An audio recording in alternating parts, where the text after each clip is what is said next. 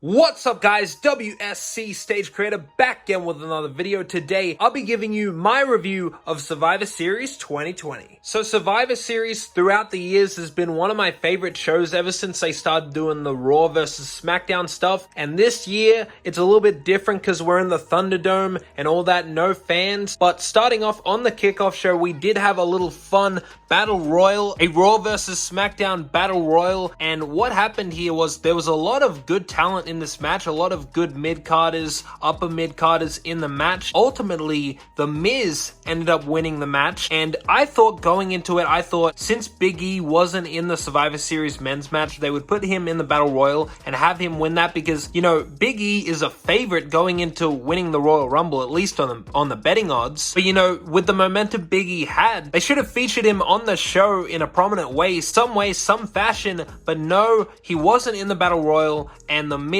ended up winning and definitely deserved to win this match. Miz definitely needs to pick up some wins if he's going to become a future world champion. He needs that believability, so Miz winning this match, I'm all for. So surprisingly, we started off the show with the men's 5-on-5 traditional Survivor Series match. Go check out my figure match that I did of this, and it was a great way to start the show. Keith Lee actually debuted a brand new theme song here, and it's definitely not as good as the original theme song that they got rid of, but I'll have to listen to it a few more times when it gets actually released to see how it sounds like. But he has vocals in it and he sings in it, and it sounds pretty decent, but definitely doesn't sound as good as the original theme, but definitely better than the generic one they had him use for the past couple months. So coming into this match, Raw was the only team that really had much of a story going in. They really didn't do anything with the SmackDown team, so I was actually really all for the Raw team here. They did some great stuff in the weeks leading in with the team. I really love the dynamic of this team. They're all pretty strong. I didn't think Keith Lee should lose. You know, the way they're building up all these guys, you know, Braun Strowman probably shouldn't lose. Sheamus and AJ should be going for the title, so they shouldn't lose. Riddle's up and coming. They should build him up. He shouldn't lose. So I'm all for what they did here. They had a clean sweep for Monday Night Raw to beat SmackDown, and I think that's fair. With all the story that they had built up, the fact that they should be keeping these guys strong, I'm all for that clean sweep, and I thought it was a pretty good match. Definitely not the best Survivor Series traditional match, but I thought it was pretty good. I had a lot of fun with it, and SmackDown, you know, their team was weak. They really did not do any effort with the storytelling going in with that team at all. But at the start of the match, Seth Rollins, he sacrificed himself to Sheamus after he was upset from losing to Murphy, I guess. So he sacrificed himself, took a bro kick, got eliminated, and the report is that Seth Rollins is going to take some time off to go with Becky Lynch. He's going to be giving birth to their baby in like December or something, so expect Rollins to be back around Royal Rumble. But yeah, Rollins is going to take some time off here. So Sheamus got rid of Rollins, and AJ Styles got rid of Kevin Owens as we predicted. Riddle got rid of Corbin as we predicted as well. Strowman got rid of Otis, and Keith Lee got rid of Jey Uso in the end as we predicted as well. So clean sweep, they all got an elimination each,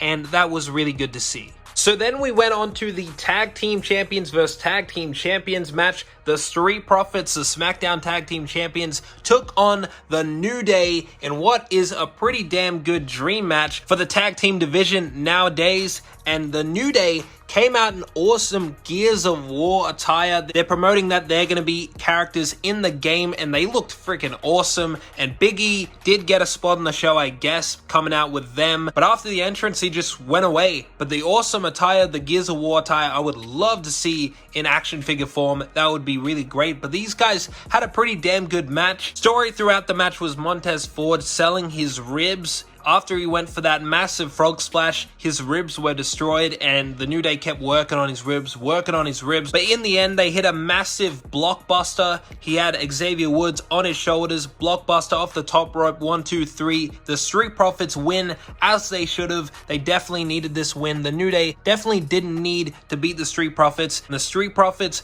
becoming one of the best, one of the most legit tag teams in WWE in recent memory. Then we had the United States Champion versus the Intercontinental Champion Sami Zayn versus Bobby Lashley. And this match was nothing too special. Lashley was just destroying Sami Zayn throughout the match. There was a bit of shenanigans, Sami Zayn trying to cheat, but the Hurt Business not letting him do that. And in the end, MVP tripped Sami Zayn on the outside. The referee didn't see it. MVP threw Sami Zayn back in the ring. Lashley locked in the Hurt Lock. Sami Zayn tapped out and Lashley won as he should. They got to keep Lashley strong. Sami Zayn didn't necessarily need to beat Lashley, so I'm really happy that Lashley of the Hurt Business won this match.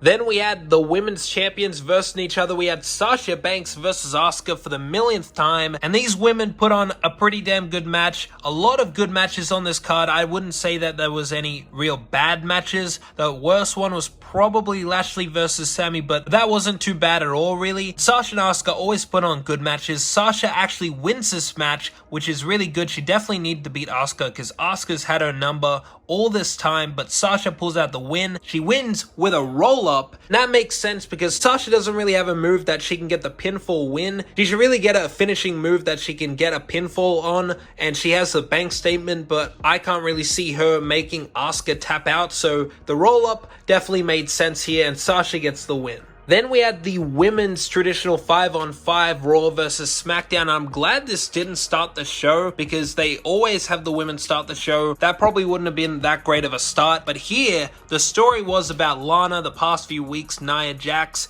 putting her through a table, didn't want to tag her in. She was basically told, hey, stand on the steps. You stand there, you don't do anything, we're not going to tag you in. And in the end, it came down to Bianca Belair and Nia Jax. They both got counted out, and Lana was the last woman standing. These two got counted out, and Lana was the last woman there on Team Raw, and she wins without doing a thing. Now, it makes sense, and I guess it's a good story, but, you know, Bianca Belair definitely could have used the shine here. I mean, they made her look good, but seriously, in a few years, who's really going to remember Lana being the sole survivor? Like, it's not going to lead to anything or anything. Bianca Belair, she should be a woman who's potentially going to win the Royal Rumble or something like that. Asuka versus Bianca would be great for WrestleMania. I think Bianca definitely could have used this win a lot more than Lana, but I guess it was a good story. And I definitely want to see Lana somehow, some way, put Nia Jax through a table. That would be great. Then we had the big dog, the Tribal Chief, the Universal Champion versus Raw's WWE Champion Drew McIntyre. And this match was pretty damn good. Probably the best match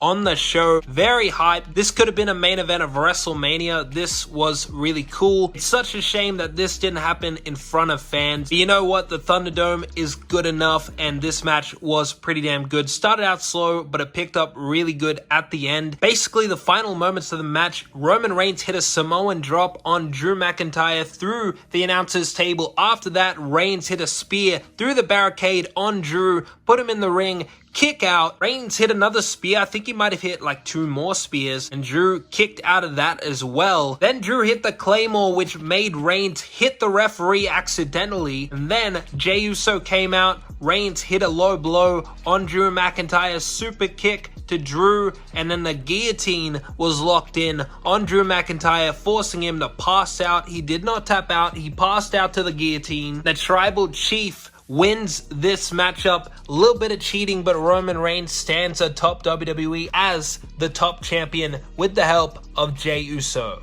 So as far as match quality, everything was good, you know, nothing too special. I mean, some of the stuff you should check out, but nothing you really have to go out of your way to see. To be honest, you could just see some highlights or something. They'll probably show it on Raw or SmackDown, but pretty good card. You know, I was excited going in. It was pretty decent. It was not too bad of a show. Then we got to what they were really hyping up and what main evented the show, The Undertaker basically retiring after 30 years to the day, I believe to the day, 30 years of The Undertaker at Survivor Series. Now, what they did to celebrate The Undertaker, they had all The Undertaker's friends, all the people that The Undertaker helped in their careers, like all these guys. They had Savio Vega, the Godwins, like all his friends, all the people he helped in their careers, such as like Mick Foley and Jeff Hardy. All those people came out, but they just like came out, the commentators commented on why they helped him, why they're friends, whatever like that. Then we go to a video package, amazing video package, showcasing just how amazing the career of The Undertaker was. So many awesome moments. Undertaker, what a legend, what an amazing career, one of the greatest of all time for sure. Then Vince McMahon was in the ring, he cut a little promo about The Undertaker, introduced Taker, he disappeared from the ring, none of these guys were in the ring with The Undertaker.